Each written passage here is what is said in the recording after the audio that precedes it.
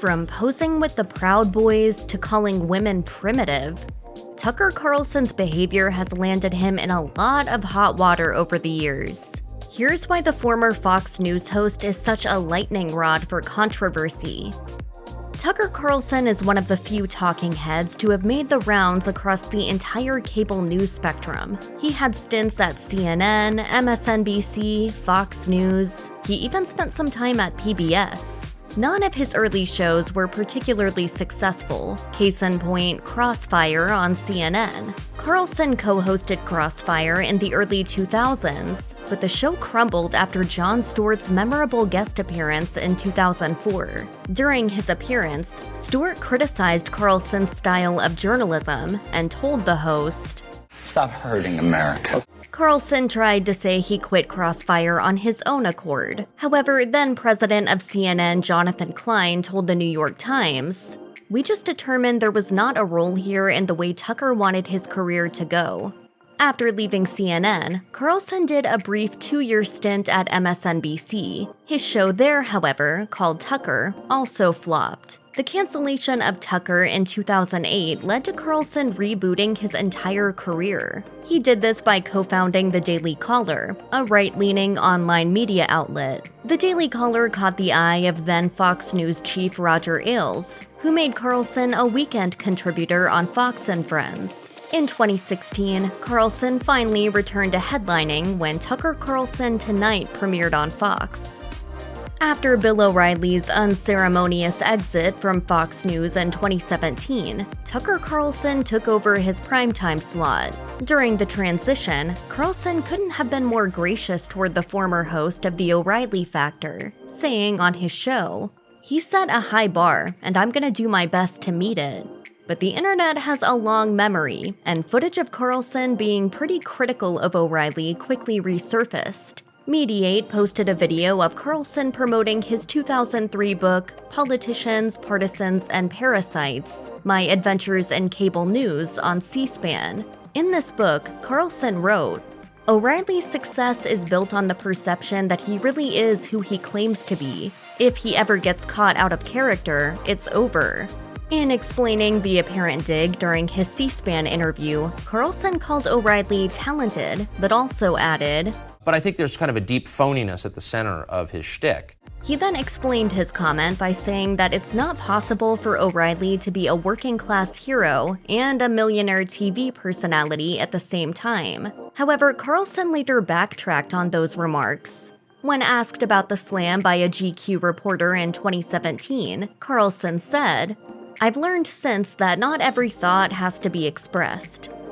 One of Tucker Carlson's biggest viral moments occurred when he had a heated exchange with writer Lauren Doka on his Fox News show. Their cringeworthy conversation went to another level when Carlson began mocking a piece Doka wrote for Teen Vogue. It was all downhill from there, with Carlson ending the segment by telling Doka, "You should stick to the thigh-high boots. You're better at that."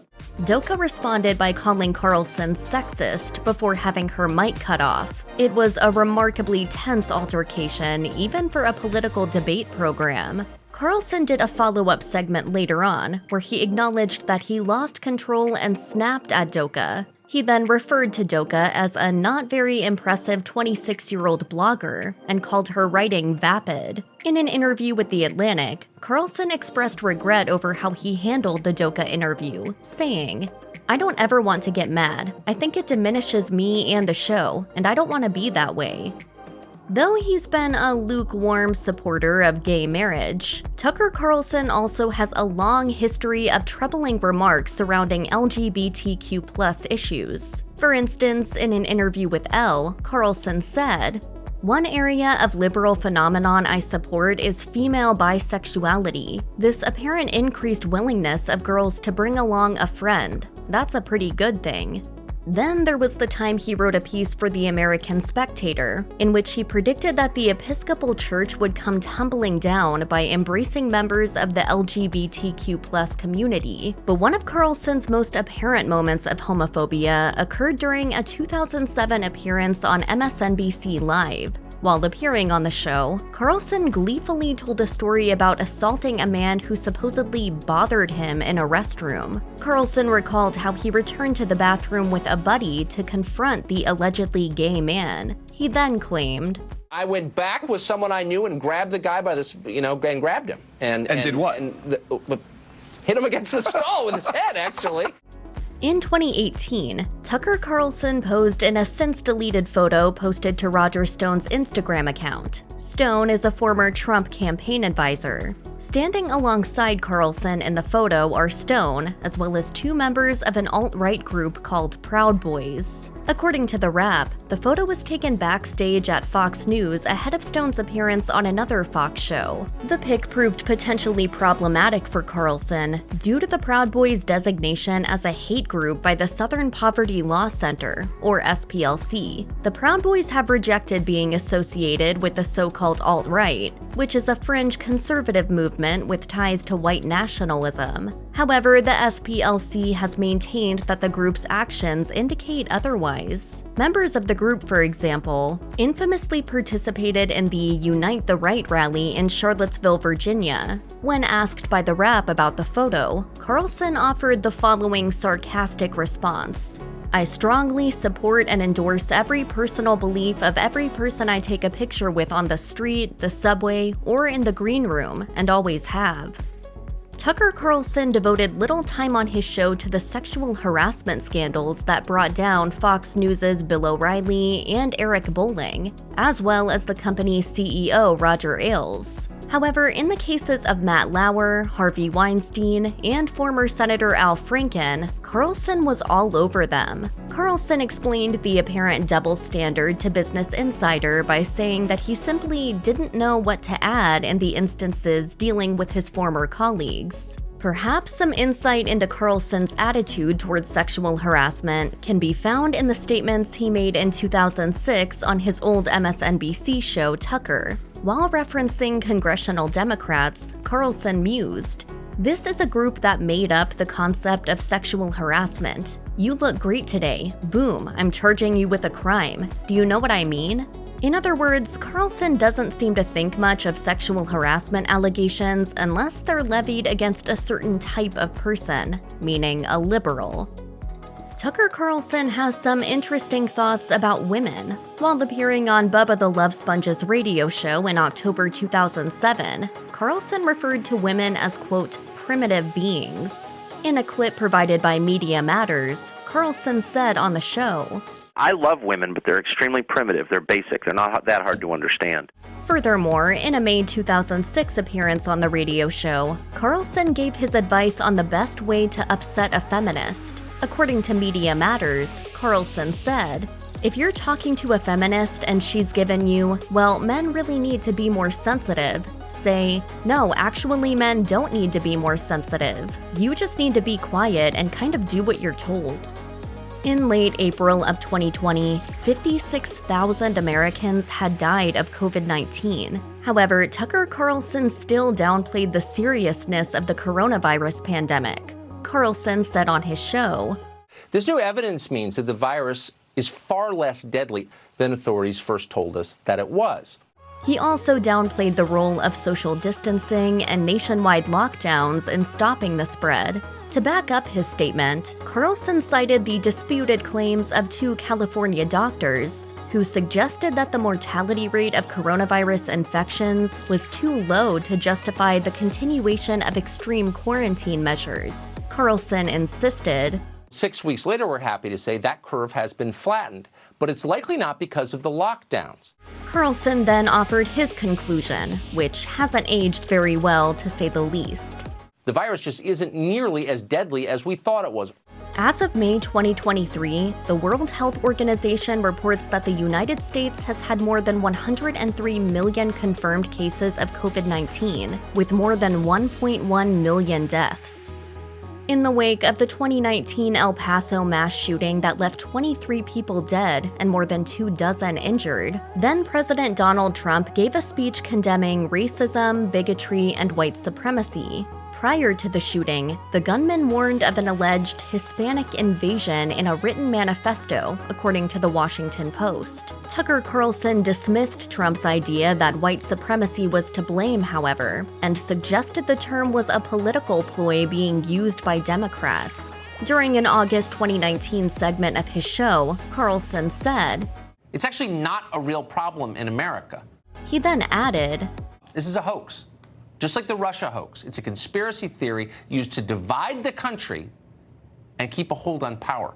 Carlson also alleged that in order to commit a hate crime, the person had to belong to an organization that spews white supremacist beliefs. He went on to say, "If you were to assemble a list of problems this country faces, where would white supremacy be on the list? Right up there with Russia, probably."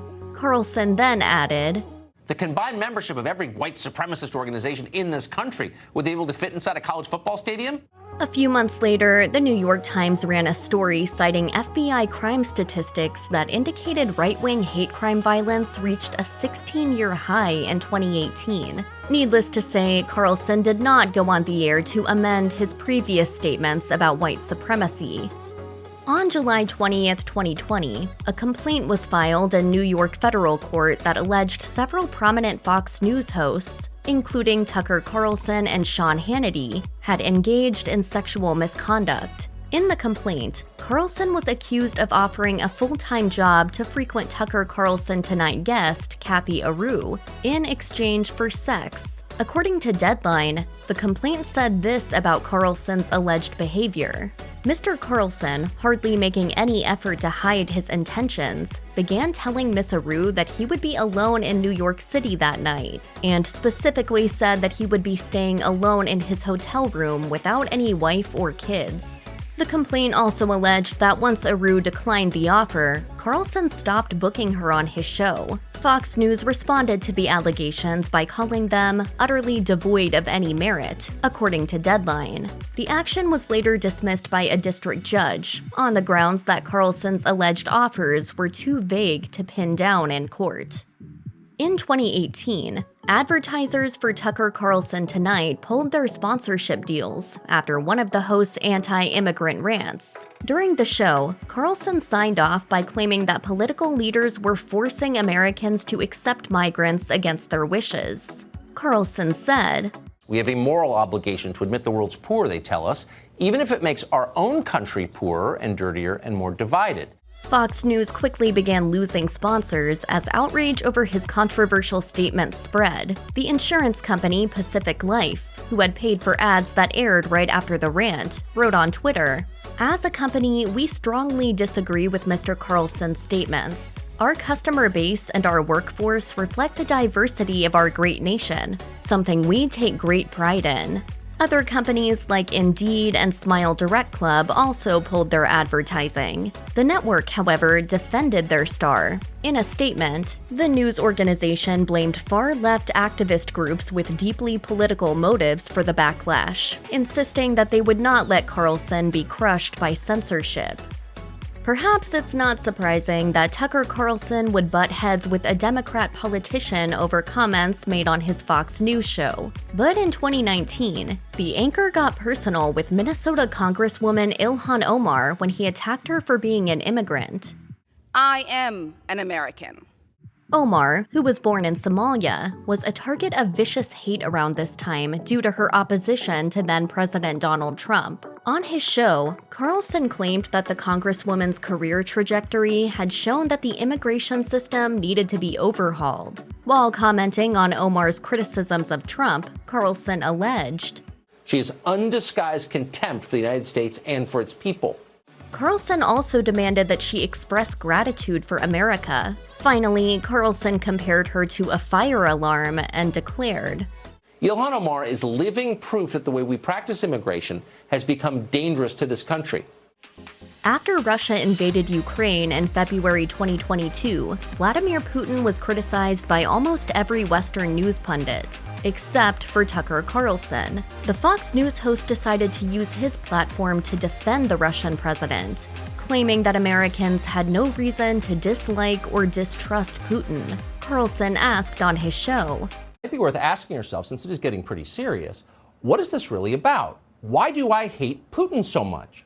After posing more hypothetical questions, Carlson alleged that Putin didn't affect the average American in a negative way. When a clip of the segment made the rounds on Twitter, Carlson was met with outrage and confusion by critics who questioned why he was shielding the Russian leader from condemnation. Carlson also spread false conspiracy theories about Ukrainians making bioweapons via US government funds. According to NPR, this narrative first gathered traction online after a QAnon-adjacent Twitter account posted a fabricated map supposedly showing the locations of Ukrainian labs. After the fake map was posted online, Florida Senator Marco Rubio brought the misinformation to a Senate hearing. By bringing these pro-Russian conspiracy theories to a wider audience, Carlson has apparently made himself quite popular with Putin's government. His comments have even been used by Russian state-run TV, like the network RT. The state-run network put Russian subtitles over a segment where the Fox News anchor criticized Ukrainian politicians and President Joe Biden. After years of controversial comments, Kanye West finally went too far in 2022. West received widespread backlash for releasing White Lives Matter shirts through his fashion brand Yeezy, in addition to a number of other stunts. However, conservatives like Tucker Carlson initially came to the rapper's defense. Carlson even gave the rapper a sympathetic interview in early October of 2022. Carlson spoke to the artist about his pro-life beliefs. In the interview, West claimed that abortion was devastating for the Black community. The rapper also spoke about being criticized for supporting Donald Trump ahead of the 2016 election. Prior to airing the controversial interview, Carlson declared on his show, We've rarely heard a man speak so honestly and so movingly about what he believes. This comment didn't age very well, of course. It wasn't long until West was losing sponsors and being banned from social media over his Holocaust denial and praise of Adolf Hitler on Alex Jones's radio show. I see good things about Hitler also. It was later revealed that Fox News had edited out several bizarre and anti-Semitic claims from West during the Carlson interview, including paranoid statements about fake children being planted in his home. According to leaked audio obtained by Vice, the rapper also said during the interview, I prefer my kids' new Hanukkah than Kwanzaa. At least it will come with some financial engineering. After the fatal January 6, 2021 riots at the US Capitol, Tucker Carlson went on the warpath against anyone who described the event as an insurrection. Republican politician Ted Cruz even appeared on Carlson's show to apologize for calling the events of January 6, 2021 a violent terrorist attack on the Capitol. After the Fox News commentator criticized him on the air, Cruz went on Carlson's show to say, the way I phrased things yesterday, it was sloppy and it was frankly dumb. In March 2023, Speaker of the House Kevin McCarthy gave Carlson previously unseen footage of Jacob Chansley, the so-called QAnon shaman, in the Capitol building. In airing the footage, Carlson falsely depicted the riots as peaceful and non-violent. The Fox News segment was criticized by Capitol Police, as well as the family of one police officer who died as a result of the riots. Prosecutors in the ongoing January 6th investigation also pointed out that the footage had been selectively edited and only represented 4 minutes. In a court filing, they explained that during the rest of his time at the Capitol, Chansley had clashed with security inside the building, mounted the Senate dais, and wrote a threatening message to then Vice President Mike Pence. The prosecutor stated in the filing, in sum, Chansley was not some passive, chaperoned observer of events for the roughly hour that he was unlawfully inside the Capitol. Tucker Carlson's coverage of the 2020 presidential election came under fire when Dominion Voting Systems sued Fox News for defamation. In their lawsuit, the company tried to prove that Fox News and its hosts were knowingly spreading a lie by insisting that Donald Trump's loss to Joe Biden was unfair. We were getting ready to win this election. Frankly, we did win this election. Carlson was deposed in the case over some of his own televised statements about alleged fraud in the 2020 presidential election. For example, Carlson incorrectly claimed on his show, It now appears there actually was meaningful voter fraud in Fulton County, Georgia last November. In an important precursor to the trial, a judge found that 20 declarations about Dominion that Fox News had aired were all untrue. The network ended up folding at the last minute and offering a $787.5 million settlement to Dominion. Dominion agreed to the settlement and told CNN that it was important that Fox News had accepted responsibility. In April of 2023, a representative for Dominion told CNN, "This is really the first time that anyone has paid a price for telling the lies of the 2020 election, and we're very proud about that."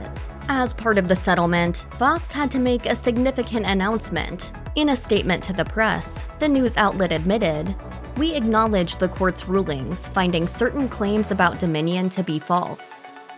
In March of 2023, Tucker Carlson's private text messages were revealed in court as part of Dominion's lawsuit against Fox News. And in those texts, the former Fox News host didn't have many nice things to say about Donald Trump. Although Carlson publicly supported conspiracy theories about election fraud in 2020, he privately celebrated that Trump would be gone soon. In text published by The Washington Post, Carlson wrote to a fellow employee on January 4th, 2021, "We are very, very close to being able to ignore Trump most nights. I truly can't wait."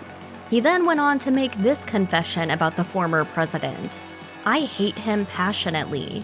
And when the Capitol riots happened 2 days later, text published by the Boston Globe showed Carlson telling his producer that Trump was a demonic force, a destroyer. Carlson spoke out about the text messages during a WABC radio interview, insisting that they had been taken out of context and that he stood by Trump's policies. He declared in the interview, "I love Trump, like as a person. I think Trump is funny and insightful."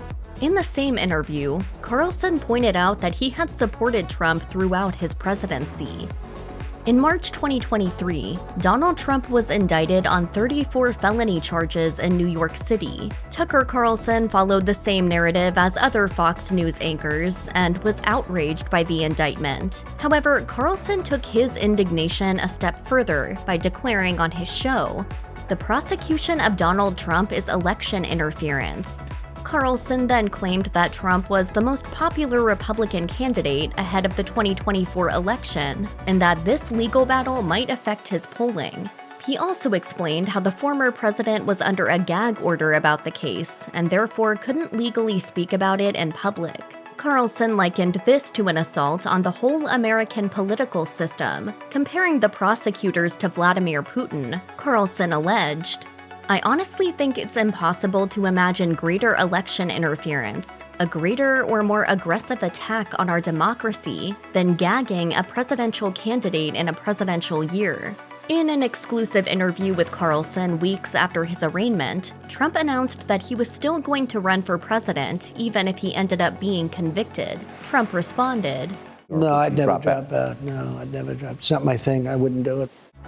After Fox News settled its lawsuit from Dominion Voting Systems, they announced a shocking development. Tucker Carlson was out of a job.